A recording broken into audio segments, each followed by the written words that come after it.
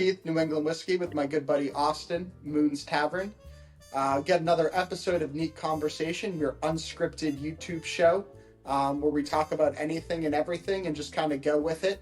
The intro changes every week because we don't really know what we're saying, and I'm not reading off a script. So, yeah, happy day, everyone. We surprise ourselves. Yeah. I tried to order that teleprompter, but it didn't work out for me. So I said, forget that. Well, if we ordered a teleprompter though, then it's like it wouldn't be as funny, I guess, on all of it, because we'd be trying to read from a script, and then someone would have to write all that script, and that would just make it a lot more difficult. Yeah, and no one wants to read all that.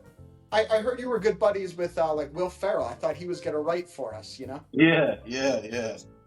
Probably not. I feel like I would be it would be the kid with a pearl. He'd be asking me for money and be like, I ain't got it, you know? Yeah.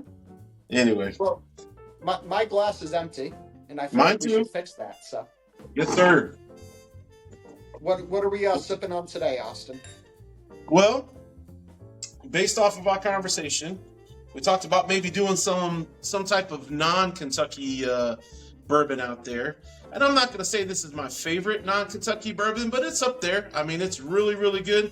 I'm going to go with the Still Austin Cask Strength. I think that's what you got too, right? It is, yes.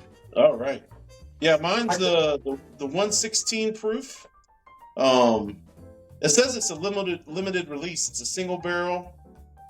I don't know what makes it limited. I don't know. Well, I got 118, so I got you beat. Well, I mean, you're just better than me, so. I don't know. When we did our episode a few weeks back,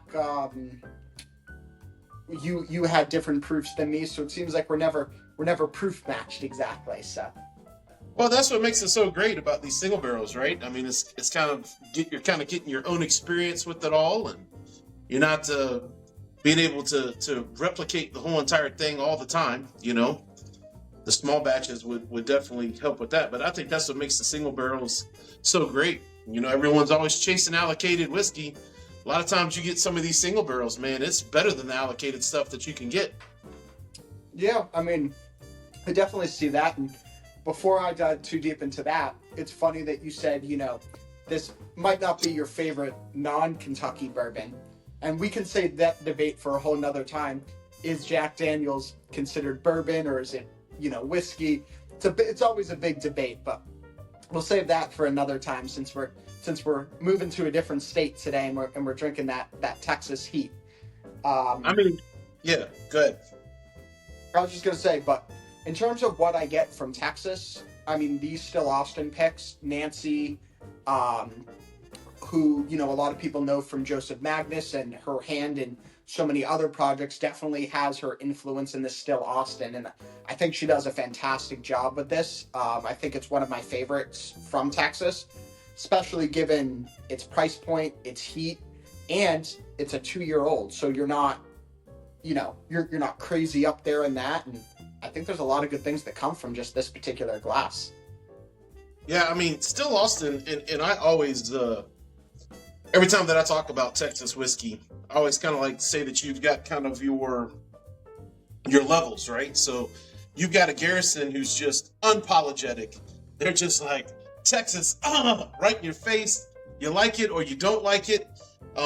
And majority, I say majority of there's probably 50-50 of people that's like, man, I love Garrison. And then you've got the other half that says, man, I hate it. But Still Austin, I've never met anyone that said, man, I'm just not a Still Austin fan. Everybody that typically has it, I mean, they love it. But Still Austin, it gives you that punch of Texas, but it's definitely leveled out a lot more. It doesn't have the some of the peaks and valleys I think that Garrison does. But it also seems like Garrison, though, does a lot higher proof. Like all my single barrels, I may have one. Now that I think about it, I might have one that's like 115, but everything I got from then is 130, 123, 140. I mean, everything is above that 120 mark. But yeah, they're definitely it's just a lot more deeper, earthier, plum. I mean, but it's got that finish is crazy. Where this to me is just a lot more balanced. This is probably a lot easier drinking than the Garrison compared to the Garrison. So I mean, this probably is the best introduction to Texas whiskey that you could do for someone that's never had it, right? Because if you give them the Garrison, they're going to be like, whoa, I don't want to. I may not never want to try that ever again if they're not used to those type of flavors. But I love Garrison too. I mean, I've got a whole bunch of them, and their price point sometimes is a little bit overpowerful too. I mean, overpowering where it's just like you get kind of shell shocked just by looking at the price point, right? Where Still Austin Still Austin to me is right on par with other whiskeys. Yeah, and I think you're pretty spot on too with what you were saying about Garrison Brothers. You can't, if you want to get someone introduced into bourbon and whiskey and stuff, you can't start them with the Garrison Brother ports. And that's no disrespect to Garrison, but when you have a buddy that's trying it out for the first time, you're not giving them 125, you're not giving them 130 proof. Their palate isn't ready for that. It's not something they've experienced. And that's any bourbon at that proof point that I'm talking about. I'm not specifically just talking about Garrison, but you generally try to go closer to those 95s, 100s, 110 and under. This is obviously a little higher at the 117, 118 range that we're at. But I agree with you that it does have a really good balance to it. You know what you're getting. It's got some good waves. You definitely get a little bit of that hug feeling. I can't call it a Kentucky hug, but you get a little bit of that Texas love, I'll go with. That Texas punch. Hug. Yeah, the Texas punch. And it just really is a well-balanced, well-rounded pour. And like you said, the price point's great. I'm a little lucky and unlucky when it comes to Still Austin in Massachusetts because they signed a contract with a particular chain liquor store. So currently that's the only spot that you can get it in Mass. Lucky for me, there's one close by, and I'm happy to have them in Mass, but it definitely is a little different because it's only in that one store here in Massachusetts so far. So. Yeah, I mean, I'm exactly the same way, except for with being in Virginia. I don't think I've ever seen a Still Austin in the Virginia ABC. This actually was given to me by a friend, and we were talking about Still Austin, and I said, man, I really want to try to get some and whatever. And he came over one day, and he's just like, here, man, I got you a present. And he handed it to me. I was like, heck yeah. So we, as you see, I completely hate it. It's almost gone. I mean, so I definitely have to try to get some more. But yeah, Still Austin is amazing. I would love to try some of Nancy's the cigar blends and some of the other stuff that she's done with them. I'm sure it's nothing but amazing. Nancy's funny to the extent of she's such a good person. She's so just down to earth. She talks to everybody. If you ever, hit her up on Instagram or whatever like that, she definitely reciprocates the love that she receives from other people. And she is not afraid to put you on the spot and just be like, well, you know what? Tell me what you're getting out of this whiskey. And then you're like, oh my God, now I'm trying to get the notes that, that I'm getting. And I know it's not going to be exactly to her, but I want to sound like I'm a reputable bourbon person and not an idiot. Right. So you're trying to like measure and guide what you're getting there. But she's absolutely an awesome person. Yeah, no, she definitely is. And she's really down to earth. I know she did, Whiskey, Tobacco, and Friends with Joe and Anthony. I believe it might have been this year, it might have been last year. Sometime blends together, but she went on that show, and that was a fun one. That was really cool to see her jump on it. But you're right. She is just a lady of the people, and she just wants to hang out and conversate and talk bourbon, talk music. She's a big music person that has a lot of influence in what she does. And so, yeah, it really is cool that she does connect.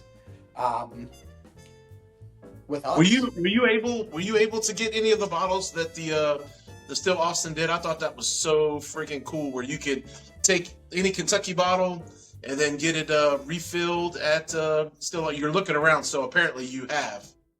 I have one, but it's over there. I can grab it. I got you. No, I just was curious if you did that. I tried to get some people that were in Austin to hook me up, but they were already getting their own, and they limited it down to one. And I was like, "Daggone it, man!" But I was gonna do the. I had an empty Old Forester bottle, Old Forester birthday bourbon bottle, and I wanted to get it all still Austined up. I thought that would Yeah, be absolutely cool. But I wish that that more distilleries that were not in Kentucky did stuff like that. That was just. I'm sure it was just an awesome experience that those people did, and I understand that it was limited, but still, I mean. yeah. That's so cool. Anytime that you can bottle your own whiskey and have that interaction with the staff and all that kind of good stuff. I'm sure it was an awesome experience. Yeah, and for those that don't really know what you're talking about, you just kind of briefly touched on it. Still, Austin recently did what they called a Kentucky Fill-Up Day, which was a way to showcase that not all good bourbon and all good whiskey resides in Kentucky, and that's definitely not true. Me and Austin, have had plenty of bourbons and whiskeys from other places. I got to try some of the Ragged Branch from Virginia when I was at your place not too long ago. We've showcased craft distilleries around us as well. So, definitely comes from all over. But what Still Austin did was allow you to bring any empty 750 that you had, and they would fill it up with their Still Austin cask strength that we're drinking right now. Cost you just $1. They dressed it up in some Still Austin You dressed flair, it up. and You had to dress it up because they well, said yeah, that it was illegal for them to do that. So I actually think that they gave them, if I read the stuff right, they actually gave them the bottle for them to dump it in outside, but they let them sticker it all up and gave them all the stickers. But still, I mean that's such an awesome freaking experience. I'm very jealous to all the people that were able to experience it and I was not. But obviously, you can't make it to everything. It's just like every yeah. bottle. You can't get every bottle. You just get Well, what's available to you and go. well, maybe you can go on the Still Austin website, Austin, and get some stickers from them. Take your birthday bottle, sticker it all up, go to the local store that you can buy some Still Austin at, just dump it out of the Still Austin bottle, and boom, you did your Yeah. Kentucky fill up. Just a little different, just a little more than $1, but you did it. It's probably a lot cheaper than me going all the way down to Still Austin to do it, but obviously the experience would be awesome. But yeah, I mean, as I'm drinking this, man, I might start to change my opinion. I might start liking this better than the Garrison, just because it's like I said, it's a full pour. I mean, it's definitely. I mean, what are some of the tasting notes that you're getting as you're sipping on it, or as you're smelling it, or whatever, nosing it? Yeah, I mean, in a sense, to me, it has, to a much lesser extent, though, I get a little bit of that nutty feel that I would if I was drinking a Beam product. Hmm. I get a little bit of that nuttiness, but I also get it in a bit more of a smoother sense. I get a little bit more of my caramels out there that kind of rounds it off. So I'm definitely getting that. I definitely get that molasses, that brown sugar, your typical bourbon notes that you're going to get there. But I think, just kind of the way that nut comes through a little bit to me, mixed with that caramel and brown sugar, kind of mellows it. Almost like a butternutter type of cookie type of feel, but just not as creamy as you might get on that. See, as soon as you said that, I was like, yeah, but it's not a peanut. It's not a peanut. It's almost like it's not as predominant. It's almost like a cashew. That's what I'm getting. It's like a cashew, and I agree with everything else that you said with the caramel, the brown sugar, the molasses. I mean, this is just daggone good, man. I mean, I'm kind of mad at myself that I don't go to the well on this one more. But again, like I said, I mean, I didn't get this that long ago. I mean, and it's already almost gone. So it's still Austin. If you're ever watching, I would love to have more. Yeah, But they're, and they definitely get the love and the hype. It really seems like, though, you talked about Garrison's earlier. We're talking pretty heavy Still Austin now. I mean, those two generally get a lot of what you see out of Texas. I mean, there's definitely other brands. I know Lone Elm is also out in Texas, is one that comes to mind. I think Casked, it's spelled a little different, Caskt, I believe it is out of Texas as well. But there are a decent amount that come out of Texas. I mean, they're weather definitely is a bit different than you get in Kentucky. You don't really get all 4 seasons out in Texas as you do in Kentucky, and that really does change the maturing process of our bourbon whiskey, and it's a very different experiment. And I think that's why you and me would probably say a lot of other bourbon whiskeys at a 2-year age statement um, are missing something. They need a little bit Oh, more absolutely. maturity. They need to sit in the barrel a little bit, get that oak, maybe get a little bit of that, a heavier char or something like that to bring it up to a 4 or 5 year bourbon whiskey. But because of the heat and the weather that you get in Texas, a 2 year a 2 year Texas whiskey is probably equal to a 4 or 5 year Kentucky bourbon, just because of that extra heat that you're going to get. And Texas can get a little cool, I've heard from time to time, but nothing like you're going to get in Kentucky. Yeah, I mean, I used to live in Austin, Texas back when I was younger, and I can tell you I can't never remember it getting but so cold. I mean, it's always pretty hot. I mean, cold is maybe 50 something degrees. And obviously if you're in 90 to 100 degree weather all the time, you know, 50 something degrees feels cold, but yeah, do they use 53 gallon barrels, or are they using the smaller barrels, or I'm not sure. I haven't looked into their distillation process too much, but maybe if Nancy watches us, she can fill us in. yeah, I would be very curious to see if they use kind of the smaller barrel just to get that more interaction with the barrel because of the 2 year and the weather. Then that would almost like double the aging process, and all that's a little bit probably more of a pain in the butt for them to do that. But that's definitely a question that I would be very curious about. Yeah, I mean, I guess even I was looking to see if it even said small batch, but we know that small batch is a relative term. That small batch Right. doesn't mean it's just a limited run. Big distilleries can have a very big small batch. It's just based on your quantity. So having a small That's batch right. of this didn't really answer that question, but it didn't say that anyway. So Right, right. You got to let me know when you get some more Still Austin up your way. The next time you come visit, maybe, bring a brother a bottle. You know what I'm saying? I'm yeah, not going to be mad at you there. yeah. Well, I mean, I did bring my aged in ore set, and I was not allowed to pour anything from it. I don't even remember what I put in it at the time anyway, but I was not allowed to pour anything from it. I was told strictly to just go to Jerry's house and drink everything that Jerry had. Um, That's what we do. I mean, it's a well, I think we put a hit on his bar, but I mean, mine got a little hit too. But that's okay, man. You got to pay the tax of friendships, and I don't regret it, not a bit. I mean, we had a great time when you were over here. we did, yeah. I mean, you said you thought your shelves were maybe getting a little weighed down, so I was just trying to relieve some of the weight stress off of your brackets. That was I all. appreciate that. I appreciate that. I'll make sure I return the favor when I come to your house. Hey, yeah, I got this whole bourbon room behind me. I got more bourbon over there in my next room too. So, you There know, you go. we'll get into it. I still gonna jump into the Sagamore that you got for me and that Jerry was gracious enough to give me. So I'm appreciative of that. I got to jump into that too at some point here soon. So Yeah, that one's pretty good too. And and I don't know. I think Sagamore is actually, we're talking about, non Kentucky whiskey or bourbon. I know that's a rye, but uh, supposedly they're making their own distillate now and doing all their things at Sagamore. So that one that you had, it's good. I mean, we had it over at Jerry's house, and it was really good.